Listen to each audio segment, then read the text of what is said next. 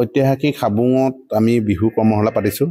কৰ্মশালাখনৰ এনেকুৱা এটা গতি লৈ আমি চিন্তা কৰিছিলোঁ যে আমাৰ ইয়াত যিবিলাক বিহু মেলা পাতে আৰু বিহু আমি হুঁচৰিবিলাক দেখোঁ যে ভাল এজনী বিহুৱতী, ভাল এজনী নাচনী বা ভাল ঢুলীয়া এজন আমি দেখি নাপাওঁ। গতিকে আমি ভাবিছোঁ যে আমি যিহেতু মানুহৰ বাবে কাম কৰি আছোঁ, হাবুঙখনো এটা পৰ্যায়লৈ লৈ যোৱা এটা চিন্তা কৰিছোঁ, বিহুকো ইয়াত জড়িত কৰিব লাগিব। গতিকে আমি তাৰ উদ্দেশ্য আগৰাকী নৱপ্ৰজন্মক বিহুৰ সামগ্ৰিক জ্ঞানখিনি আমি দিবৰ কাৰণে কৰ্মশালাটো পাতিছিলোঁ। আমি এইবাৰ প্ৰথম পাতিছোঁ, আহিবলগীয়া দিনত আমি ডাঙৰকৈ পাতিম। এইবাৰ আমি যি দেখিছোঁ এই 100জনী ছোৱালীৰ ভিতৰত প্ৰায় ধুনীয়া নাচিছে, সকলোৱে ভাল নাচিছে। তাৰ ভিতৰতো আজি যিটো কম্পিটিশ্যন পাতিলোঁ, কম্পিটিশ্যনটো তাৰে যি 5-6জনী ছোৱালী ভালকৈ নাচিছে, কিন্তু আমি সকলোৱে ভাল নাচিছে যদিও তাৰ ভিতৰত আমি যিখিনি পাৰফেক্ট হৈছে পাৰফেক্টটো আমি আজি দেখি পাইছোঁ। তাৰ আমি সুখী হৈছোঁ, আনন্দিত হৈছোঁ যে আমি কিবা এটা দিব পাৰিছোঁ, মানুহৰ মাজত বিলাব পাৰিছোঁ। আৰু যিসকল প্ৰশিক্ষকে প্ৰশিক্ষণ দিলে সেই প্ৰশিক্ষকসকলক আমি আন্তৰিকতাৰে শ্ৰদ্ধা জ্ঞাপন কৰিছোঁ। তেওঁলোকে সুন্দৰকৈ তেওঁলোকে কাৰিকৰী শিক্ষাখিনি দেখাই দিছে। আৰু যিসকলে ঢুলীয়াসকলক বাদ্যযন্ত্ৰত সহায় সহযোগ কৰা পেপাৰৰ পৰা আদি কৰি যিসকল আছে সকলোকে আমি ধন্যবাদ জ্ঞাপন কৰিছোঁ। আজি প্ৰতিযোগিতাত বিচাৰক হিচাপে অংশগ্ৰহণ কৰি বিচাৰকৰ যি